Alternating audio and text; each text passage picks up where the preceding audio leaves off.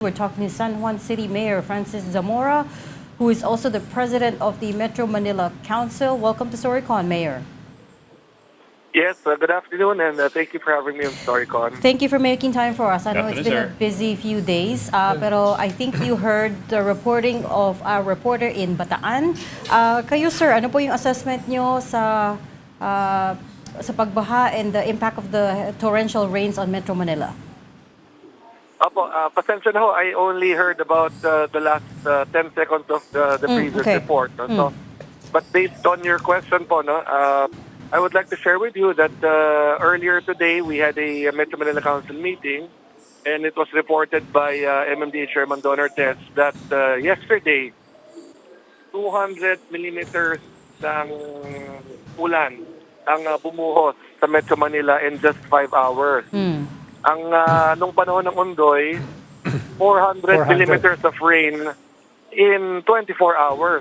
So kung makikita ninyo yung ratio nung amount ng rainfall, talagang malaki ang volume. So nakita natin na na-overwhelm na yung iba't ibang bahagi ng ating Kamaynilaan. Nakakita talaga tayo ng pagbabaha simply because yung sheer volume of rainfall ay grabe.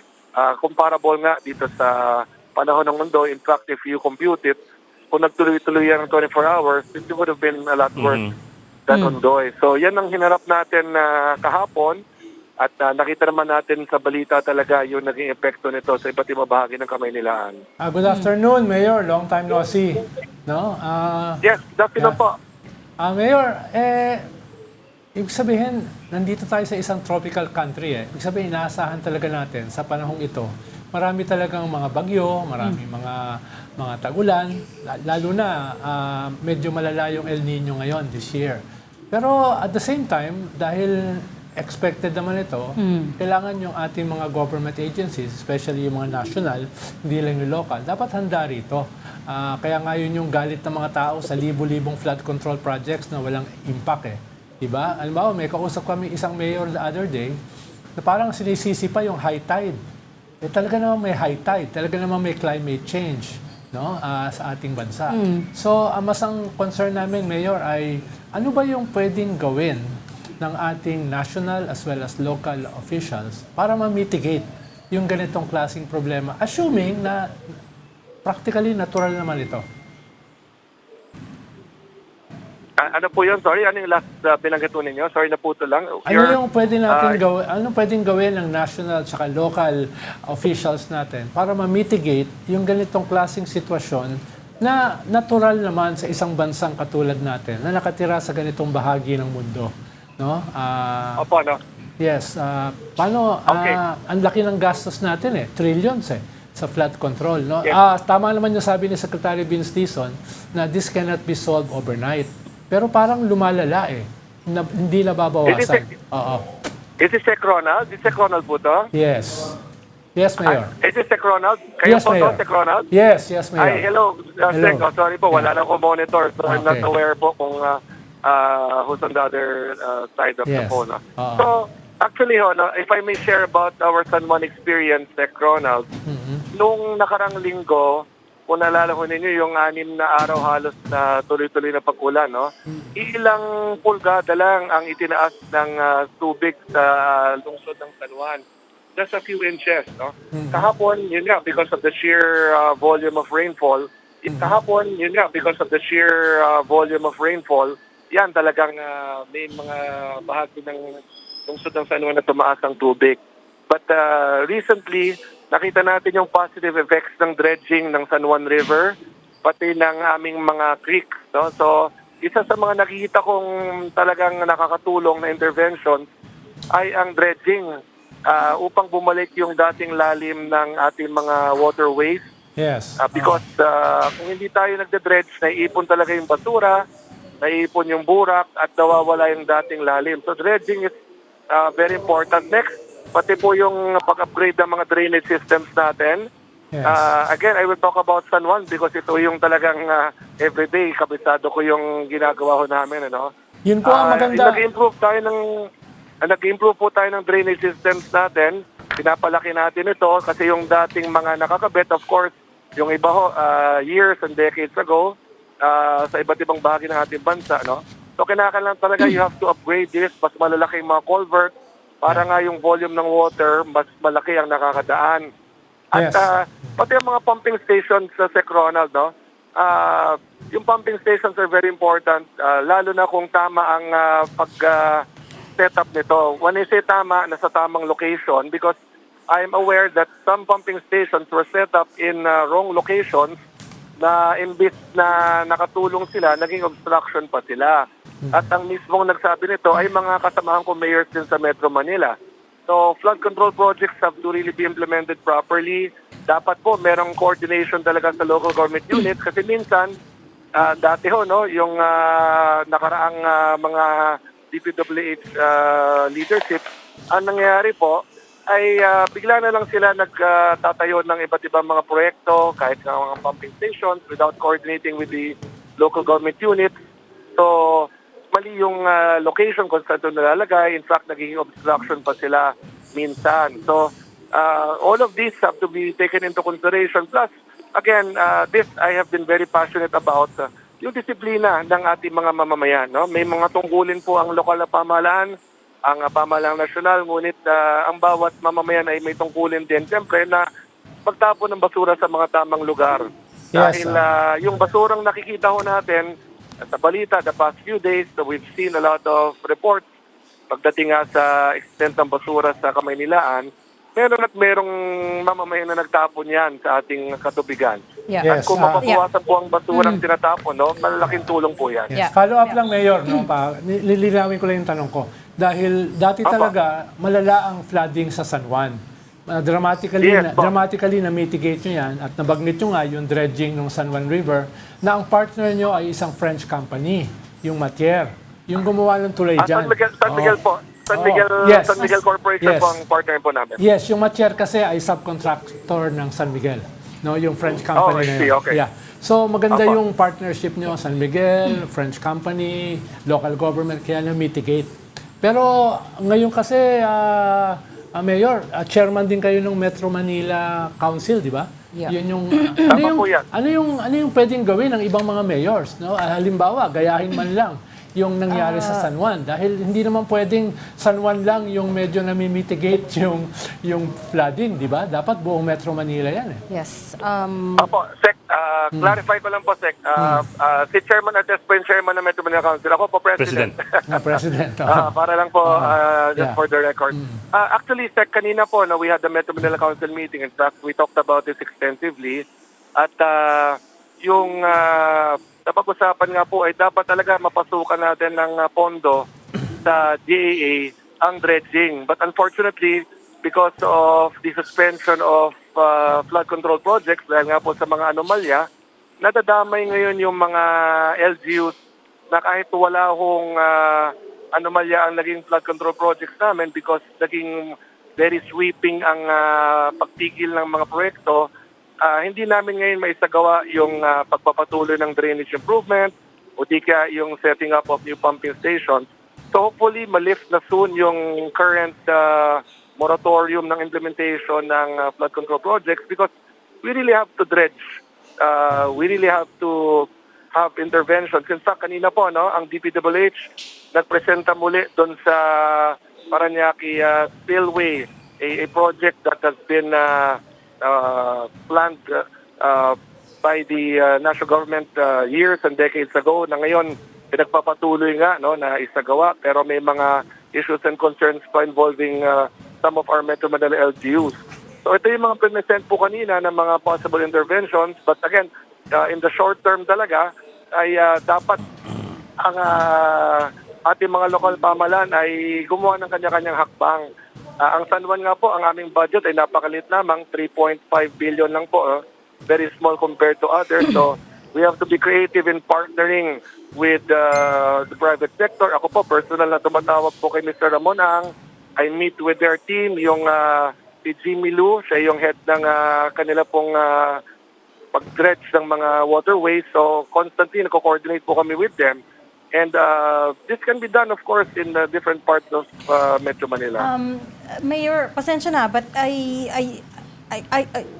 it's still not answering the question because I guess the question there is are all the LGUs of NCR coordinated in terms of these flood mitigation, flood control projects, right? You have been the president of the Metro Manila Council since 2022.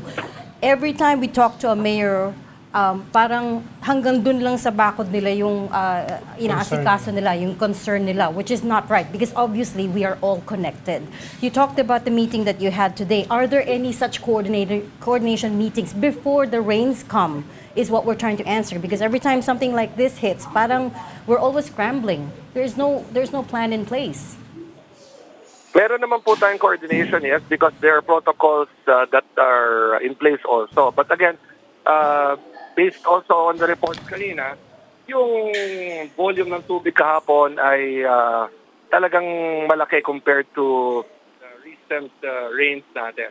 One thing that we're discussing also, and I was the one who mentioned this again earlier, dapat talaga magkaroon na ng drainage master plan sa Metro Manila. Kasi yung ibang mga drainage systems po natin, luma na talaga. And that's something that mayors really accept, no? Na yung ibang mga existing drainage systems, luma na, di na kaya yung volume ng rainwater ngayon. So earlier, Undersecretary Sadain of DPWH was there. He mentioned that umaandar na ang ating Metro Manila Drainage Master Plan. Dapat talaga makamove on tayo nito kahit phase 1 for now because we have to ensure the interconnection of our drainage systems underneath our roads kasi interconnected po talaga yan. Ano? So, isa yan sa mga nagiging problema kasi minsan yung mga drainage systems natatayuan ng mga structures, nagkakaroon na ng mga obstructions, yung iba hindi na siya nag-interconnect with other LGUs. So, a lot has to be done. We are very much aware of that but we also need a lot of help from the national government kasi kung kami on our own talaga, hindi naman lahat merong sapat na budget to undertake all of these improvements. So these were brought up earlier. In fact, I will formally communicate with the DPWH Secretary Vince Tizon about the request for dredging. Ganon din sa MMDA, nagbanggit na rin nga si Chairman Artes. No? So we really have to get it into the budget ng ating national government para magtuloy-tuloy yung dredging sa iba't ibang waterways, not just in San Juan River, but in other rivers and creeks in Metro Manila. Tama ka, Mayor, no? Mayor. Kinakailangan talaga ng master plan sa drainage. Dahil wala namang magkakaroon ng maayos na flood control nang walang master plan sa drainage, sa Everything. waste management, at saka sa flood control. So dapat talagang may Holistic. integrated, holistic na Plano. na master plan, no? Siguro kailangan din ng master plan sa ating mga politiko. Ami, Mayor, meron kayong local government support fund, napakalaki. In fact, dinoble ngayong taon eh. Wala ba doon na portion doon na pwede niyong gamitin for your own flood control interventions? Kasi meron din naman mga area dyan na hindi under DPWH eh. Ami, alam niyo, unfortunately, no, because of the controversy, ang flood control projects ay hindi po isinama sa menu ng pwedeng paggamitan ng local government support fund. No? So, ang kasama sa menu ay halimbawa mga medical equipment, hospitals, farm-to-market roads, multipurpose buildings. Talagang hindi po isinama ang flood control projects. Again, because of the controversy that our country is facing when it comes to the flood control anomalies. Kaya nga ako po, sana talaga ay magkaroon na ng closure itong mga issues sa flood control. Kasi although nagkaroon ng very negative connotation na ang salitang flood control, ang katotohanan, kailangan naman talaga natin yan. Kailangan natin mag-improve ng mga drainage systems, mga pumping stations. Ang problema nga ho, nagamit sa maling paraan ang pondong inilaan ko para dito. Sir, you mean So under phase 1, ano yan? Yung sinasabi niyong phase 1 for the integration of flood control in Metro Manila. Anong ibig sabihin yan? Saka gaano katagal yan? Kung phase 1 yan, ano ba yan? What will it entail? Anong makikita ng mga tao? Drainage master plan po ito, Ami. This is Ami, Oo, right? oo. Sorry, Yes. I'm just basing it to your voice, Ami. Pasensya na. Yeah. So, kanina nga po na pina-report natin ng DPWH. So, nasa initial phase pa lang siya. No? And we know it will take time, it will take funding dahil buong Metro Manila nga ito. But importante, maandar siya kahit yung phase 1 man lang may ma-present sa amin. Phase 1 is the feasibility study. Ano yung mga pwedeng i-interconnect, gaano kalaki ba dapat ang mga drainage systems. Because we are all currently using yung ano mga naikabit in the last 10, 15, 20, 25, 30 years. So kami sa San Juan, again, I can speak for San Juan that we have been upgrading specifically dito sa mga low-lying barangays natin. So ito yung dapat na ginagawa sa iba't ibang bahagi nga ng Metro Manila. But halimbawa kami, ang boundary namin, Mandaluyong, QC, and Manila. We have to ensure that once it goes beyond our boundaries, so, mag-interconnect pa rin yan. Kasi nga sa ilalim naman ay connected talaga ang mga drainage systems dapat. Pero only a master plan will ensure the interconnection because possibly, again, pag mayroong mga DPWH projects or even local government projects na ginagawa, ang tanong, pag ito ay lumagpas na sa boundary ng LGU, nag-interconnect ba ito? Diba? Nag-harmonize ba ito as it flows to the other LGU? So that's part of the importance of the master plan to see nga kung talaga bang yung tubig natin ay magfo-flow beyond yung borders ng LGUs. Sir, klaruin ko lang. So, you mean hanggang ngayon na meron pa rin general moratorium on all flood control projects?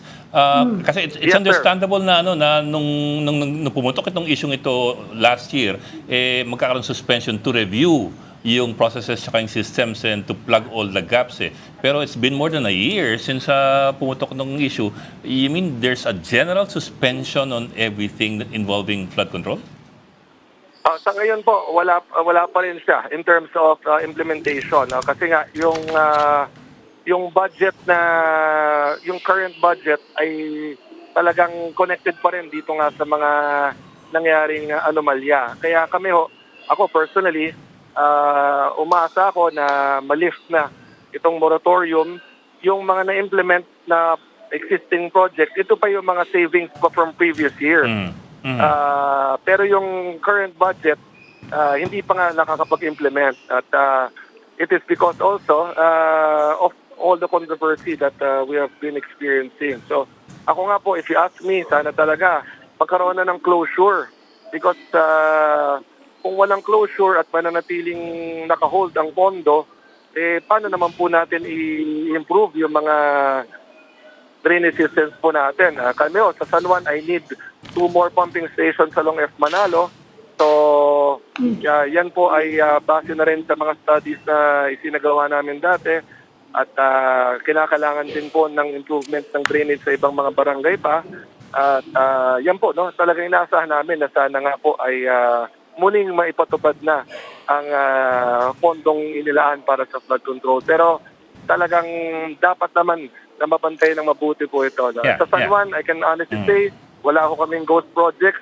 Alam po yan ng aming mga constituents at well-implemented ang mga proyekto namin. That's why we are seeing that compared to previous years, nagkakaroon po ng marked improvement pagdating po sa aming flood mitigation. Of course, there's still a lot to be done. We know that, we recognize that. Pero nakakita na tayo ng vast improvement talaga pagdating po sa pagbabaha. So the budget for the dredging activities in San Juan, galing po sa ibang line items yon, Mayor? Or private? Ay, galing po siya sa San Miguel Corporation, Private ma'am. siya. Okay, so you part of partnered the with... Oplan Okay. Kontrabaha po yan.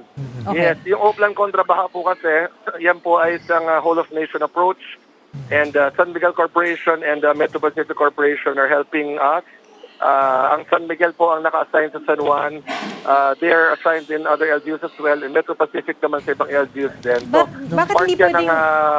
Nung Okay, gumawa, nung so gumawa it's ng not- tulay ang San Miguel sa San Juan, kasama yun sa kanilang kontrata. okay. Na lilinisin nila regularly yung river. That's good. Yun yung It's one kanila. way, you found a way to work around the Yeah. limitations, Mayor, pero why can't the other cities do the same? For example, Parañaque was really badly hit this time around. I mean, again, asking you in terms of your position as the president of the Metro Manila Council. Yes, ma'am. Meron naman pong kanya-kanya mga flood mitigation projects po ang ating mga LGUs sa Metro Manila. But of course, specific, mas alam po nila yan. Hindi, If I kaya may- nga, if I may- kailangan nga ng holistic na approach to this, Mayor. Hindi pwedeng kanya-kanyang LGU lang because otherwise we're gonna end up with the same thing every single year. And then, The master plan will be a big help, honestly, because again, right now, wala ho tayong isang master plan na pwedeng Yes. sundan. No? That's the reality here. Yes. Wala tayong isang overall Metro Manila drainage master plan na pwedeng maging basis. Kaya nga ho, talagang pinupush natin ang MMDA at ang DPWH kasi sila naman po ang mga national government agencies na talagang merong capacity to undertake such a master plan. But we are also very much aware that this will need national funding. Kaya kailangan din ho, may pasok din po yan sa ating General Appropriations Act. Mukhang ang problema naman, Mayor, hindi yung funding. Mas ang problema pa, kailangan pabilisan itong investigasyon dito sa corruption sa mga flood control. At kahit kasi napakaganda nung ginagawa niyo sa San Juan, no? Dredging, pumping station, etc. Nasa gitna kayo ng tatlong malalaking mga syudad. Quezon City, Manila, Mandaluyong. So, kahit maganda yung pulisiya nyo, babaha pa rin kung yung drainage ay barado. Diba? Kung walang water impounding sa ibang mga lugar. So, kinakailangan talaga, katulad ng sabi nyo kanina, ng isang master plan sa drainage. Pag-mapping ng lahat ng drainage system sa Metro Manila at saka sa Region 3, Region 4, dahil doon pa rin nanggagaling yung tubig, para alam natin ano yung mga nakabara, ano yung mga maayos. Tapos dapat malinaw din saan pupunta yung tubig dito sa drainage na ito. At kung walang waste management, babara uli ang drainage dahil walang waste management eh. Kaya lahat yan dapat master plan eh. Tama kayo. Pero siguro ang tanong, Mayor, ay ano na bang stage yung proposal nyo na magkaroon ng master plan? Is it just nasa langit pa rin ba o meron ng movement para magkaroon ng master plan? Yun ho yung kaninang binanggit nga ni Undersecretary sa DAIN po, no? Nasa initial phase pa lang po tayo. That's why we were pressing them to really present to us ano ba yung mga next steps moving forward. So, we will update you, Sec, and to all our hosts po, no? Isa yan sa pinag-usapan namin kanina extensively during our meeting. Aside from the proposed Parañaque spillway, kasi nga no, ito yung proposal na magtatayo ng isang spillway traversing yung Laguna de Bay papuntang Manila Bay. So it will entail a lot of inter-LGU coordination, no? Yes. Pero yun nga, may mga issues and concerns pa rin na dinaayos. And I'm very much aware kasi halos isang oras kalahati rin namin pinag-usapan ho yan kanina sa aming Metro Manila Council meeting. So, a lot of Mayor, engineering sinabi ba kung interventions sino have yung to be gagawa done. exactly nung master plan? Kasi tinanong na namin sa Parañaque yan yung spillway na yan Sa kanila dadaan yung malaking area at sinabi na nga ni Mayor, malaking problema yung right of way. Saka panahon pa ni Pinoy, pinag-uusapan na yung spillway hindi wala nangyayari. Sino ba exactly ang mag-undertake ng master plan?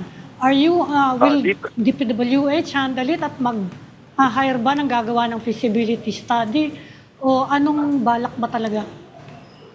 Yes, Ami, I want to clarify lang, no. Yung drainage master plan is separate from the proposed Parañaque spillway.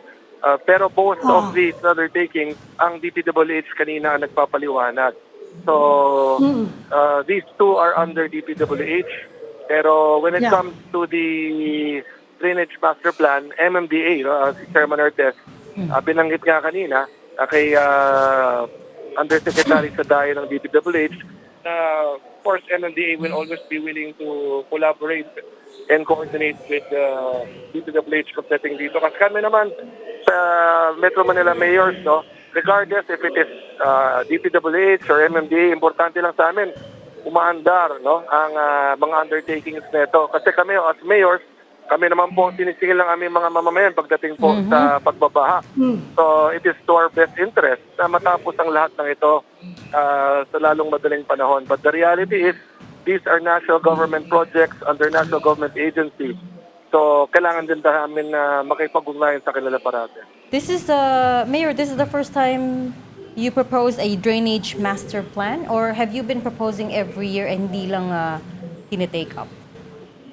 Nabanggit na ho namin ito last year, but again, hindi kasi sa ganong kadaling gawin, no? At saka, since it's Metro Manila-wide, no?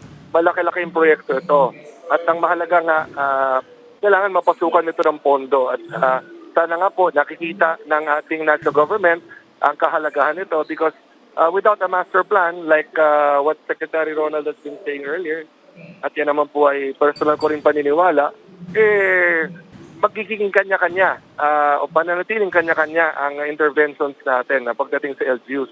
Only when we have a Metro Manila Drainage Master Plan will we be able to fully integrate yung ating drainage sa ilalim ng ating mga lungsod. No? So, kaya nga sa master plan talaga, no? Ito yung susundin natin lahat. Moving forward, all projects should be aligned with the master plan para siguradong mag-interconnect nga ang ating mga drainage system sa Metro Manila.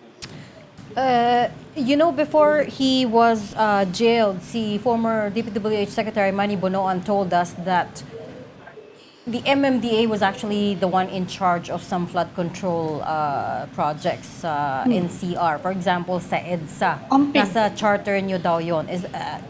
Nasa charter ng MMDA. Is that still the case? And is that true? Ang MMC po, no, Metro Manila, ang Metro Manila Council is a policy-making body ng MMDA, pero Correct. MMDA is a different entity. So, just to clarify again, no, so... But of course, you work closely with MMDA.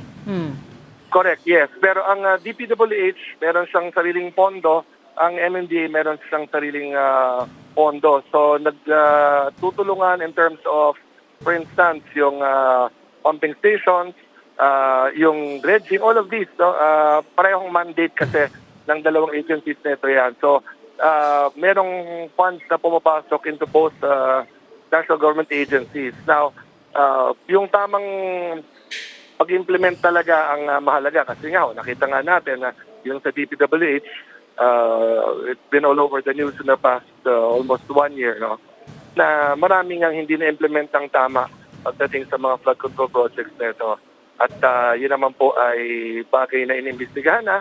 Sana nga po talaga ay managot na mga dapat managot para hindi na umulit kung sino man ng mga talagang may sala rito. Kasi kahit kami ho nahihirapan dahil nga sa anomalyang ito, nadamay ngayon yung mga lungsod na wala namang anomalya o kontrobersya because naging general po ang pagpigil ng pagpapatupad ng mga flood control projects na ito na nadamay lahat na kahit na yung iilan lamang ang sangkot po rito. But for example, for EDSA, Mayor, is that MMDA? Sabi ni Sec Bonoan, MMDA daw yun. Hindi daw sa kanila yun.